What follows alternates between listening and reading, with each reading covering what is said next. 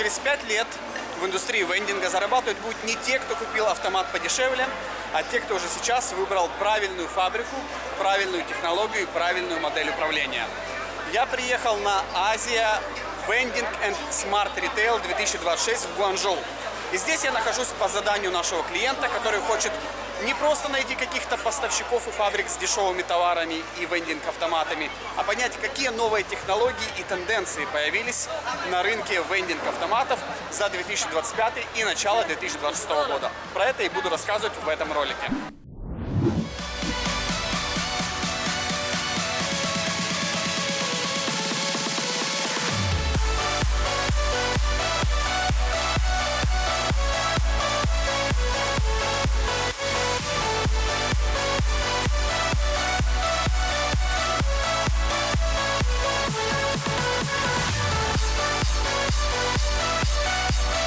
Но главная проблема тут на этой выставке не в том, насколько красивые эти автоматы и насколько современно они выглядят, а в том, что из этого через 2-3 года не превратится в хлам.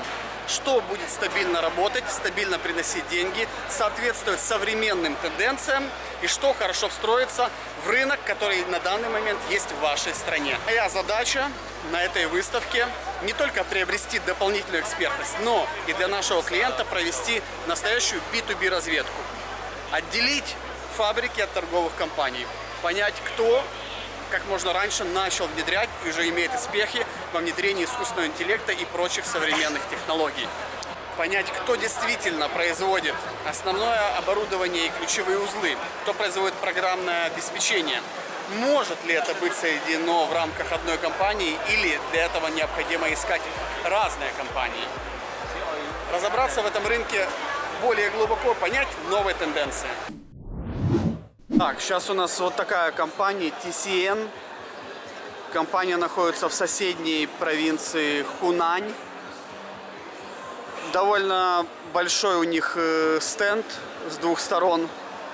И я сейчас покажу, что у них есть. На вопрос менеджеру, что есть нового, он мне показал некоторые вендинговые автоматы. Мне лично они не показались новыми. Может, они новые есть. Так, это просто вот автомат, в котором там какие-то разная еда или что-то может храниться, торты, например, и так далее, да. Вот много здесь автоматов, которые с так называемыми коробками-сюрпризами. Вот разного вида они есть. Далее автомат по продаже цветов. Автомат по печати на чехлах. То есть какое-то, наверное, количество чехлов разных моделей сюда загружаешь и печатаешь. Автомат по продаже духов. Автомат по продаже медицинских препаратов. Но он больше под Китай, он мне сказал, ориентирован. Тут как бы сканируешь карточку медицинского страхования. Ну, здесь он написано на английском языке.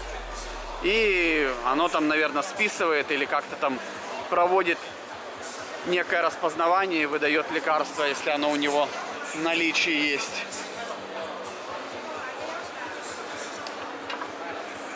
Так, ну это все более-менее обычные автоматы.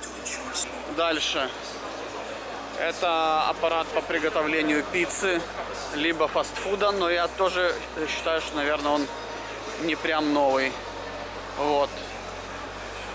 Аппарат по приготовлению мороженого. Так, пиццу я уже показывал, это я перехожу, это их же, этой же компании. Тоже аппарат по приготовлению пиццы.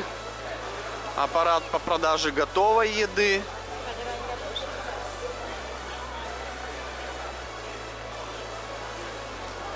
Так, вот там называется Smart Cooler.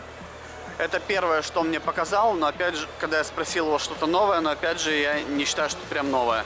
То есть здесь прикладываешь карточку либо телефон с NFC меткой, оно ее считывает, открывается замок, открываешь дверь, берешь водичку Вот здесь вот находится камера. Камера видит, что ты взял, автоматически списывает.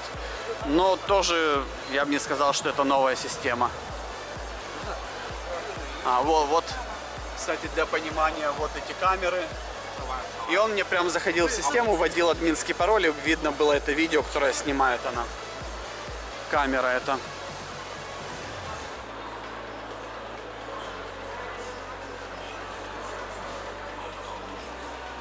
Так, ну это тоже мороженое.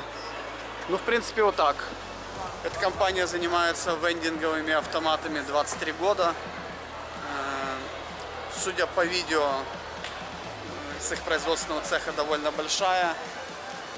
Вот. Но пока в целом я смотрю, что написано вот тут AI, искусственный интеллект. Поэтому внедрение, что в принципе логично, внедрение искусственного интеллекта в распознавание того продукта, который взял, и упрощение продаж.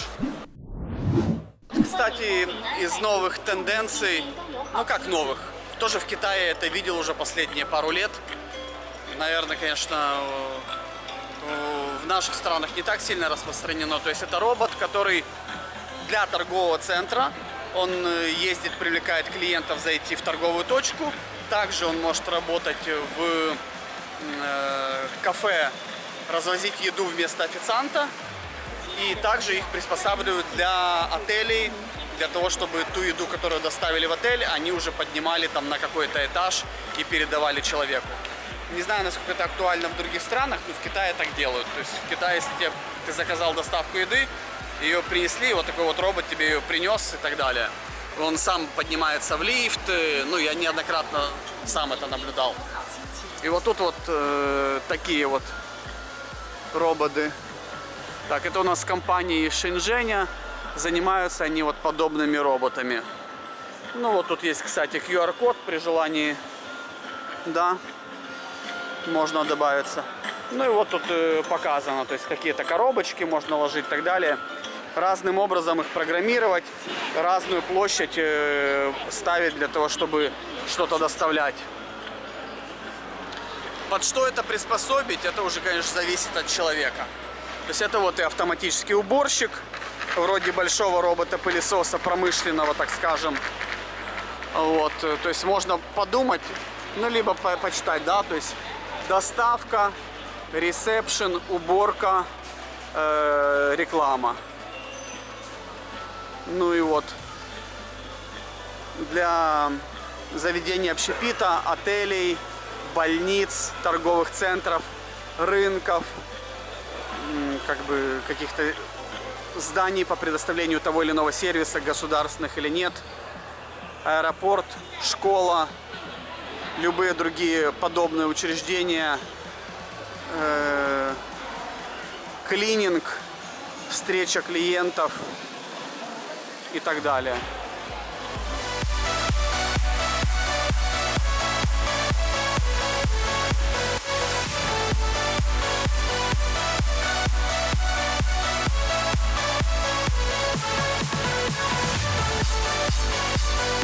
Этих роботов, если что, внизу есть распознавание. То есть они ездят по определенному маршруту, но они распознают препятствия. Например, в отеле, когда я с ним встречался, он говорит: отойдите, пожалуйста, я еду, там на китайском и так далее. Останавливаются, перед тобой не врезаются. Сам, кстати, он вызывает лифт, сам заезжает в лифт. А когда подъезжает к двери номера, то он звонит по отельной связи на тот телефон, который в номере. Ты берешь трубку и там: здравствуйте, я вам доставил еду, откройте двери. Там открываешь двери, что-то, какой-то пин-код там вводишь или какую-то кнопочку нажимаешь. Вот, открывается дверка, забираешь оттуда свою доставку. Ну, надо сказать, много тут, особенно на втором этаже на этой выставке, вот этих вот POS-автоматов. Сейчас они уже тоже делаются с встраиванием умных функций, искусственного интеллекта и так далее. Сами взвесили, сами распознали, сами посчитали, сами деньги сняли, сами на тебя ипотеку взяли, да, условно говоря.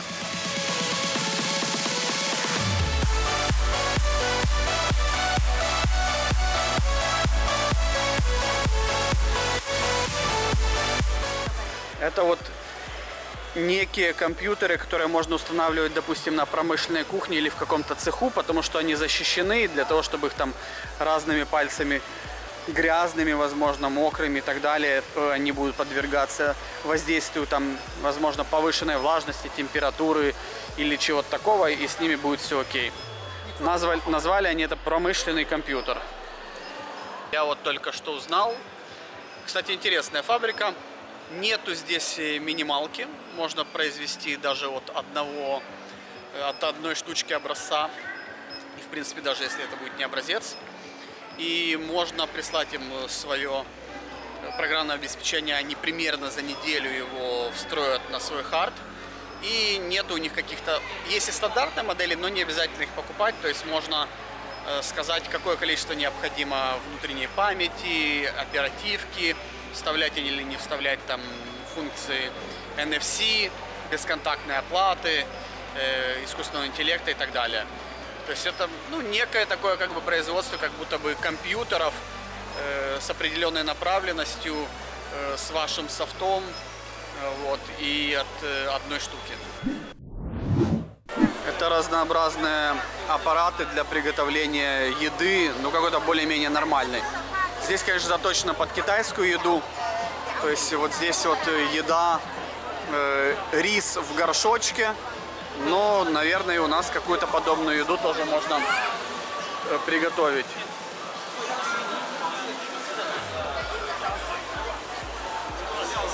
Так, а это что? Вот туда идет. А, понял.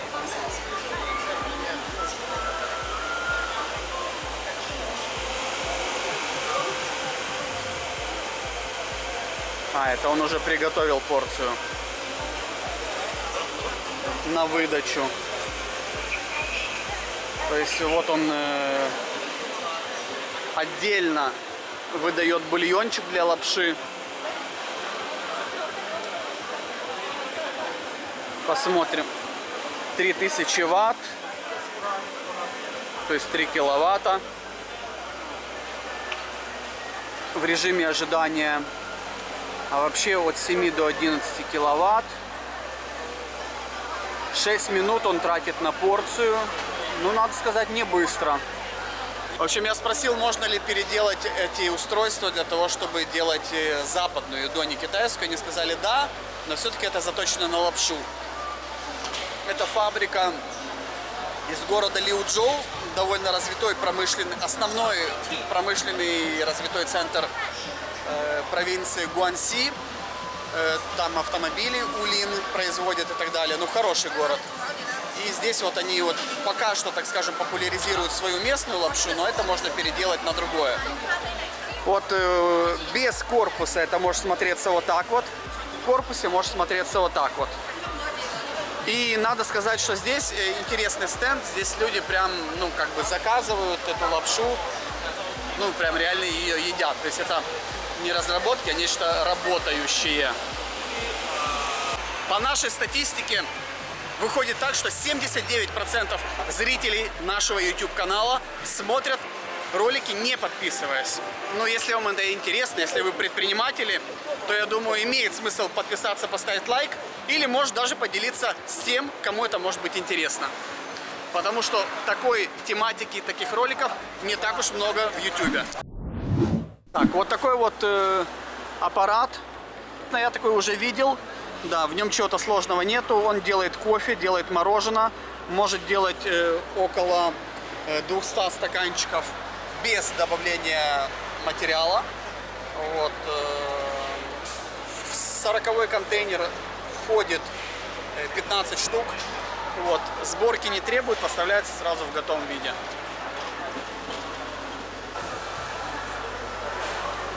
Вот, кстати, вендинговый автомат по продаже коктейлей. Вот это интересно. Хотя бы потому, что он оформлен как небольшая барная стоечка. И, в принципе, я такое еще не видел. Вот это мне понравилось. Я бы сказал, что, наверное, чего-то особо прямо интересного нету. И, кстати, тут реально можно сейчас за какую-то денежку что-то купить. Вот, и он это сделает. Давайте попробуем. Так. В принципе, если можно оплатить, то я бы даже оплатил, потому что это будет полный такой цикл. Сейчас пауза на оплату. Так, я оплатил 12,90, ушло, и аппарат пошел делать. Так, все, взял стаканчик. Сначала лед насыпал. Ага. Поставил сюда. О, у него тут шейкер, патимейкер. Прикольно, прикольно.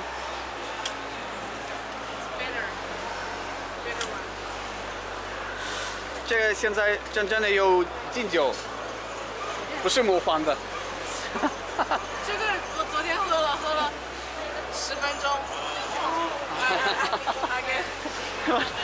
Девчонка говорит, немножечко пролил, надо корректировать. Девчонка говорит, вчера выпила этот коктейль и немного понесло ее. Понесло аж до сегодня. Тут столько народу приходит.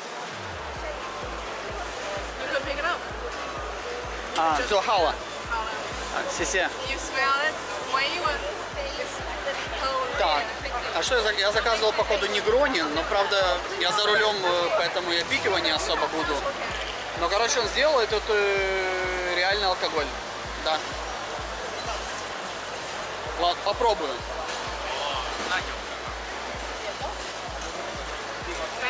Жестковатый. Жестковатый, но я бы, наверное, добавил поменьше льда. Короче, это все можно откорректировать. В целом прикольно. Прикольно. Сплавил я свой коктейль.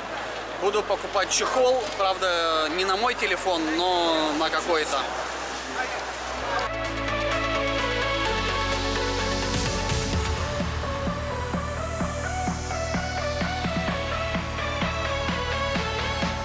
Все эти модели у них есть внутри. Окей.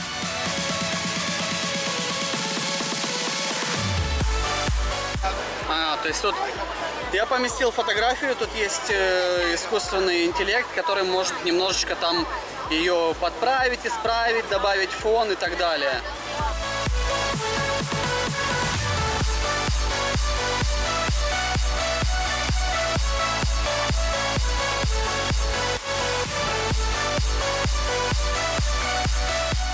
Вот он отправил, ввел мне промокод. Можно делать промокоды, чтобы это было дешевле. Допустим, вы там какую-то акцию запускаете. Я выбрал вот фотографию. Здесь вот видно очередь. Вот фотография, чехол с фотографией это моей жены. Вот, и кто-то там выбрал другую. Все, я выбрал модель телефона моей жены, но чтобы реально мне применить его, не просто выкинуть. 3 минуты оно печатает, делает. Так, в общем, все. Допечаталось, готово, вот оно. И вот. Dynaga MagSafe. О, это еще с MagSafe. Ну да, действительно, я хочу сказать, что качество печати классное. Матовое. Ну, вообще никаких проблем я вот не вижу. Тут вот еще. 为什么会有2个呢？因为有一些女生她喜欢贴那个镜头的那个膜，那这个就套不上了，然后就可以2个换。Это говорит еще несколько запчастей, потому что если хотите, можно потом там приклеить и там и сделать эту защиту. 这里有个二维码，它可以扫码教你怎么装。Ага, здесь еще есть QR-код. Через QR-код можно посмотреть, каким образом его там точно прицеплять. Круто. 然后这种质量是比较好的，国内最好的。Да, вот MagSafe. Ну, молодцы, то есть они чехлы сюда хорошего качества ставили. Молодцы. 里面的磁铁是用现在最好的。Говорит, типа, что вот у них стараются делать хорошего качества. О, вот, присоединил.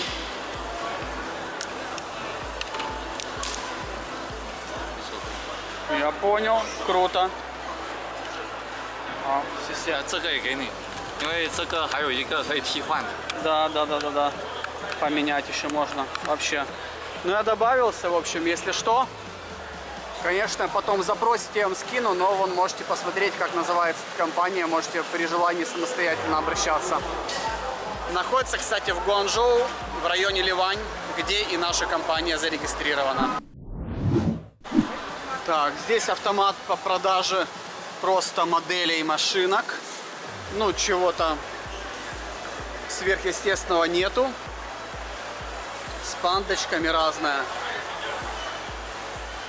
Кока-кола, ну, просто разные брендированные автоматы. Сумочки и так далее.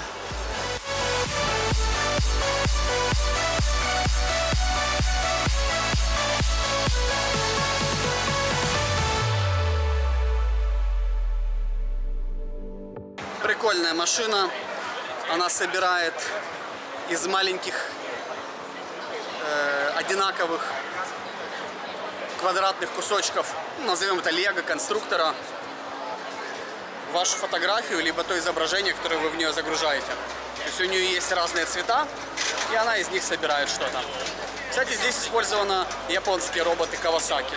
Видите, все-таки китайские технологии, именно технологии, еще, ну, не прям за всеми странами поспевают, но скорость реализации, скорость реакции и так далее, это, конечно, на стороне китайцев. Тут рядом есть будка, в которой можно сфотографироваться для этого портрета. И если нет желания, чтобы его собирали, вот отсюда может выдаваться прям набор этого конструктора, который дома можно пособирать. То есть, в принципе, как какое-то развлекалово и интересно. Необычно. По крайней мере, я таких раньше не видел. Вот. Можно посмотреть, как тут внутри. 打一个要30分钟。 30 分钟。 30. Ага. Единственное, конечно, 30 минут надо собирать один портрет. Но это, надо сказать, немало.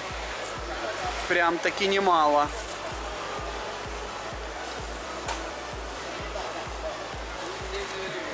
Ну, мы добавим этих ребят тоже. Если что, можете посмотреть, как они называются. Да? Ничего не скрываем, все показываем. Показать все, что скрыто. Да? Вот, кстати, эта машинка сейчас и проводит определенную рекламу. То есть она вот едет, и наверху у нее какие-то каталоги, и прям можно брать. То есть она выполняет рекламную функцию, ради которой она продается на самой выставке, где ее тоже продают, но только оптом. Я общаюсь с фабрикой, я задаю не общие вопросы, я задаю те вопросы, по которым я понимаю, производитель это или нет, и в чем его ключевые конкурентные преимущества. Например, естественно, это стабильные такие стандартные вопросы, как минимальное количество, производите ли вы в данном случае и софт, и хард для своей продукции, какая у вас есть поддержка языков, какая есть поддержка платежных решений. Но задаю еще такие вопросики, по которым я понимаю, насколько конкурентна фабрика. Где вы находитесь, какие примерно зарплаты у вас сотрудников, какая примерно стоимость аренды и так далее. Конечно, это лучше задавать на фабрике, внедряясь уже более детально в то, как формируется себестоимость того или иного товара. Но и здесь, задавая эти вопросы, смотря насколько в них ориентируются менеджеры и как они отвечают, я уже хорошо понимаю, стоит ли с этой фабрикой работать или нет. В принципе, можете брать себе эту технологию на вооружение, когда будете... В этом случае вы будете знать, какие более правильные вопросы задавать фабрикам, для того, чтобы действительно иметь возможность их как-то отделить, скажем, от торговых компаний или выделить ту фабрику, у которой конкурентных преимуществ больше.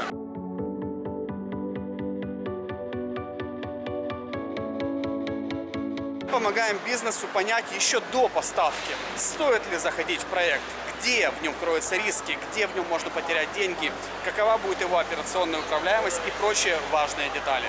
Если вам нужен системный подход в поставках из Китая, тогда обращайтесь к нам и оставляйте заявку.